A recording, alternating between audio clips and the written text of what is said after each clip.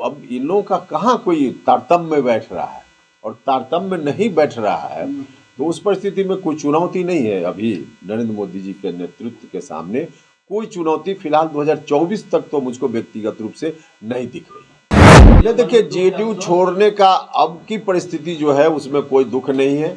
जिस मकसद से पार्टी बनी थी उस मकसद से पार्टी अगर काम करती होती तो आज यह नौबत नहीं आती। इस बात की पीड़ा तो दो चार लोग जो जेडीयू में हैं उनको छोड़कर सारे लोग हमारे स्टेप के साथ हैं। जदयू के राष्ट्रीय अध्यक्ष ललन सिंह ने कहा था कि तेजस्वी यादव मुख्यमंत्री का उम्मीदवार नहीं होंगे। अब इसी को लेकर के जब बातचीत की गई उपेंद्र कुशवाहा से तो उन्होंने साफ तौर पे कहा है कि ये उपेंद्र कुशवाहा का दबाव है, इस वजह से जदयू के राष्ट्रीय अध्यक्ष बयान बदल रहे।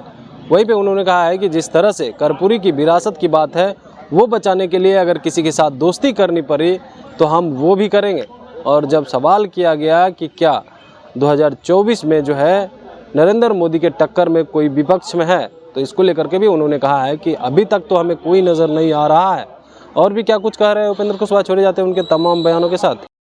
जनता दल यूनाइटेड में अब तक तो यही हम लोग सुनते रहे हैं कि नीतीश कुमार जी सर्वमान्य नेता हैं। नीतीश कुमार जी ने जो कहा सबको मानना पड़ेगा। अब नीतीश कुमार जी की बात पर मैंने टिप्पणी की तो मुझको दल से बाहर होना पड़ा। अब नीतीश कुमार जी सर्वमान्य नेता हैं, उनकी बात जिस रूप में आई, उन्होंने कोई बंद कमरे में नीतीश जी ने नहीं कहा, सार्वजनिक मंच से एक बार नहीं कई बार नीतीश कुमार जी ने कहा। यहाँ तक कि महागठबंधन विधानमंडल दल की बैठक में उन्होंने बाकायदा तमाम विधायकों के सामने घोषणा की कि अगला अब तेजस्वी यादव के हाथ में होगा। अब इतनी बात के बाद राष्ट्रीय अध्यक्ष जनता दल यूनाइटेड कह रहे हैं कि मैंने कब कहा। अब सर्वमान्य नेता नीतीश कुमार जी हैं जेडीयू में कि ललन सिंह जी हैं, यह तो उनको तय करना पड़ेगा। देखिए, कुल मिला जुला कर मुझको लगता है कि हम लोगों का जो एक्शन हुआ है और बिहार की जनता की जो भावना है, संभवतः नीतीश कुमार जी गए हैं यात्रा में विभिन्न जगहों पे, तो उनको भी लगा होगा कि बिहार के लोग क्या चाहते हैं। तब अब कुछ ऐसी बात करो कि जनता को फिर से झांसा में ले आवे। इसलिए ललन सिंह जी ऐसी बात कह रहे हैं कि हमने कब कहा। नीतीश कुमार जी कुछ बोलेंगे, ललन सिंह जी कुछ बोलेंगे, तो इसका मतलब सीधा है अब कि जनता को फिर से झांसा में लाने का प्रयास है। इन लोगों ने अंदर अंदर तय कर लिया है। राष्ट्रीय जनता दल के लोग आधिकारिक रूप में कहते रहे हैं, राष्ट्रीय जनता दल के जो भी आधिकारिक लोग बयान जिन लोगों ने भी दिया है पहले, उनसे कहवाएं कि नहीं यह गलत है, कोई ऐसी बात नहीं है, तेजस्वी यादव को अगला मुख्यमंत्री महागठबंधन नहीं बनाएगा। राष्ट्रीय जनता दल के लोग कहें, क्योंकि उन लोगों का दावा था, डील है, और उस दावा को नीतीश कुमार जी ने स्वीकार किया था। कुल मिला जुला कर बिहार की जनता को लोग झांसा में रखना चाहते हैं, ठगना चाहते हैं। अंदर में तय है, अब बाहर में उपेंद्र कुशवाहा का दबाव बढ़ गया है, इसलिए कुछ ऐसा बोलो कि जनता फिर झांसा में आ जाए। बस इस कारण से ललन सिंह जी बोल रहे हैं, और कोई दूसरा कारण नहीं कि उन्होंने इतने दिनों में कोई सेकेंड मैन तैयार नहीं किया।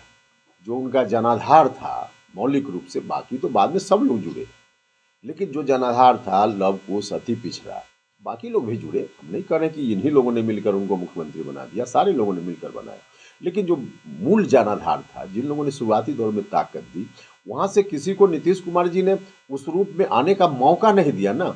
वैसे लोग आज हैं ही नहीं उनके साथ। अब वैसे लोग होते तो आज नीतीश कुमार जी की भी यह दुर्गति नहीं होती, नहीं है। इसलिए अब ऐसे लोगों की सलाह पर चल रहे हैं जिन लोगों को जननायक कर्पूरी ठाकुर जी की विरासत से कोई मतलब नहीं, तो वैसे लोग की सलाह पर चलने की उनकी व्यवस्था है, और इस व्यवस्था के कारण नीतीश जी इस स्थिति में पहुंच गए। नहीं, जिस समय हम महागठबंधन में गए थे राजद के साथ, उस समय बिहार को किसी को सौंपने की बात नहीं थी, पार्लियामेंट का चुनाव था, याद कर लीजिएगा। उस समय बिहार में किसके हाथ में सत्ता जाए यह नहीं था, उस वक्त पार्लियामेंट का चुनाव था। देश में किसकी सरकार आए इसके लिए चुनाव था। बिहार की सत्ता किसके हाथ में जाए इसके लिए चुनाव नहीं था, तब हम गए थे। हमने तो बार बार कहा है, जनता दल यूनाइटेड में अपवाद कोई कोई हो सकता है या निजी स्वार्थ में कोई नीतीश कुमार जी के उस निर्णय का समर्थक हो सकता है। बाकी मांझी जी क्या, जनता दल यूनाइटेड में भी अपवाद छोड़कर बाकी सभी लोग नहीं चाहते हैं कि उस तरह के डिसीजन की ओर बिहार जाए, जिस डिसीजन के कारण फिर से बिहार में वही स्थिति हो जाए, पुराना 15 साल वाली स्थिति कोई नहीं चाहता। तो देर सवेर सब लोग बोलेंगे। मांझी जी ने कहा है तो कोई आश्चर्य की बात नहीं है। धीरे धीरे सारे लोग वही बात बोलेंगे। जिस रास्ते पे अब हम चल रहे हैं सभी लोग उसी रास्ते पे आएंगे, क्योंकि जनता का दबाव लोग नहीं झेल पाएंगे। जनता कहीं से नहीं चाहती है कि फिर से उसी राज्य में हम वापिस हों, इसलिए मांझी जी या बाकी लोग भी बोलेंगे। अरे जेडीयू में अब है क्या कि टूट हो या फूट हो। जनता दल यूनाइटेड तो शून्य है, शून्य को तोड़िएगा क्या उसमें से निकलना है।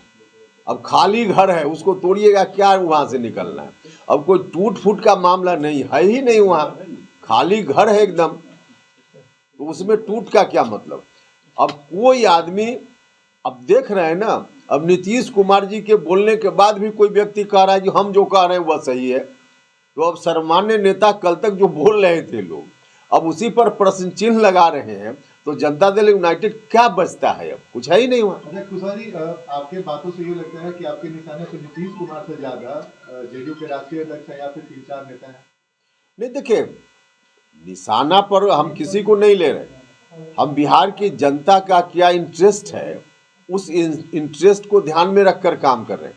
बिहार की जनता, हम फिर ही कहेंगे कि कभी नहीं चाहेगी पुराना वाला 15 साल वाला जो राज्य था उसमें लौटना। तो इसके चलते हम कह रहे हैं अब निशाना किनके तरफ जा रहा है उससे हमारा मतलब नहीं। अब देखिए केसी त्यागी जी का कल जो बयान आया, केसी त्यागी जी ने कहा कि 2025 के बाद 2030 तक नीतीश कुमार जी नेतृत्व करेंगे बिहार में। अब जनता दल यूनाइटेड में हम लोग भी थे और बाकी जो लोग आज हैं सब लोग कह रहे हैं कि हम दिल्ली के लाल किला पर भेजेंगे, और पार्टी के एक बड़े नेता केसी त्यागी जी कह रहे हैं कि 2030-35 तक उनको हम पटना के गांधी मैदान में खड़ा रखेंगे। अब बताइए, वर्कर कह रहा है कि हम दिल्ली के लाल किला पर भेजेंगे और पार्टी का बड़ा नेता कह रहा है कि पटना के गांधी मैदान में हम अगला 10 साल तक उनको खड़ा रखेंगे। अब क्या हो रहा है देखिए ना, यही तो संपर्क में तो हैं ही लोग, इंतजार कीजिए। हमसे ही संपर्क में नहीं हैं, सिर्फ ऐसा नहीं है, अलग अलग लोग अलग अलग जगह भी संपर्क में, हमसे भी बहुत सारे लोग संपर्क में। तो इंतजार कीजिए, धीरे धीरे देखिए चीज़ों को। पूरे बिहार में हम जिस तरह से कोई नया काम आदमी घर में शुरू करता है और सबसे पहले अपने कुल देवता की पूजा करता है, तो उसी तरह से हम समाजवादियों के कुल देवता जो महापुरुष हैं देश भर में अलग अलग जगह पे, जगदेव बाबू हैं, कर्पूरी ठाकुर जी हैं, गांधी जी हैं, फणीश्वरनाथ रेणु जी हैं, बीपी मंडल जी हैं, बाबू कुंवर सिंह जी हैं, श्री कृष्ण सिंह जी हैं। तो जहाँ जहाँ जिनका जन्मस्थान या जन्मधरती है या गांधी जी का जो कर्म भूमि है, हम शुरू करेंगे भितिहरवा गांधी जी की कर्म भूमि से, और सब जगह इस तरह के जो भी महापुरुष हमारे हैं उनको जाकर प्रणाम करेंगे, उनका चरण स्पर्श करेंगे। तो इस तरह की यात्रा का एक कार्यक्रम बन रहा है। बिहार या बिहार से बाहर भी जाएंगे? नहीं, बिहार की बात है। यात्रा की शुरुआत बाकी पूरी तारीख जब बन जाती है, किस दिन कहाँ, तब डिटेल आपको यात्रा का नाम भी? हाँ, यात्रा का नाम भी होगा, आपको बताएंगे, लेकिन हमको लगता है कि नाम तय नहीं हुआ। इस महीने के अंत तक ही शुरू होना चाहिए। एग्जैक्ट तारीख आपको बताएंगे, कार्यक्रम का विवरण पूरा तैयार हो रहा है तो आजकल में बताएंगे, लेकिन इस महीने में ही शुरुआत होगी ऐसा लगता है। देखिए अभी तक जो स्थिति है, मुझको लगता है कि विपक्ष जिस रूप में है अलग अलग, प्रधानमंत्री के दर्जन भर से ज़्यादा उम्मीदवार है, कांग्रेस सबसे बड़ी पार्टी है आज विपक्ष की, तो अब इन लोगों का कहाँ कोई तारतम्य बैठ रहा है, और तारतम्य नहीं बैठ रहा है तो उस परिस्थिति में कोई चुनौती नहीं है। अभी नरेंद्र मोदी जी के नेतृत्व के सामने कोई चुनौती फिलहाल 2024 तक तो मुझको व्यक्तिगत रूप से नहीं दिख रही है।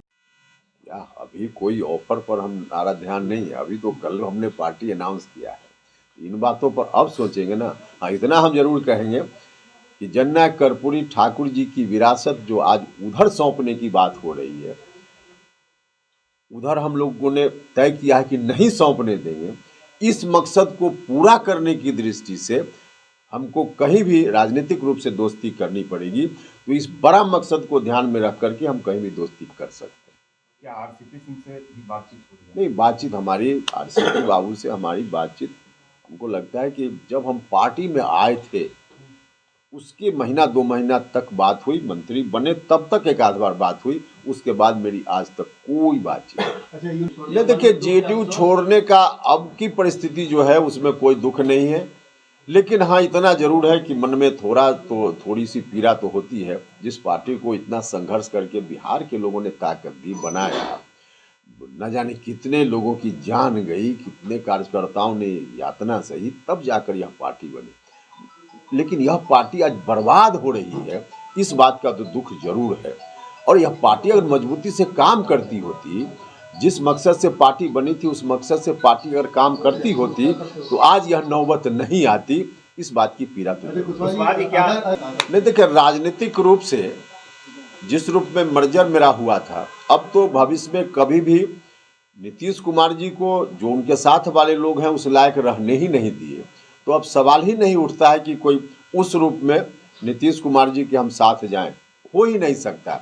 हाँ, व्यक्तिगत रूप से कभी नीतीश जी को खून की जरूरत हो तो उपेंद्र कुशवाहा पहले जाकर खून देने का काम करेगा। देखिए, हम कोई कंपेरिजन नीतीश जी से उस रूप में हो मेरा हम इस बात के पक्षधर नहीं है, लेकिन जहाँ तक मेरे स्टेप का समर्थन उन्होंने किया है इसके लिए उनको बहुत बहुत धन्यवाद। और मैं तो कह रहा हूँ लगातार ना कि 2-4 लोग जो जेडीयू में हैं उनको छोड़कर सारे लोग हमारे स्टेप के साथ हैं। ठीक है, कोई मौन सहमति किन्हीं की है, नैतिक सहमति किन्हीं की है, कोई एक्टिवली हमारे साथ होंगे वो अलग विषय है, लेकिन सहमति तो है ही लोगों की। सिर्फ खबर दिखाना देशवा न्यूज का मकसद नहीं, देशवा न्यूज की कोशिश है कि समाज की सूरत बदलनी चाहिए। देशवा न्यूज पर वीडियो देखने के लिए लाइक करें, सब्सक्राइब करें, साथ ही बेल आइकन दबाना न भूलें।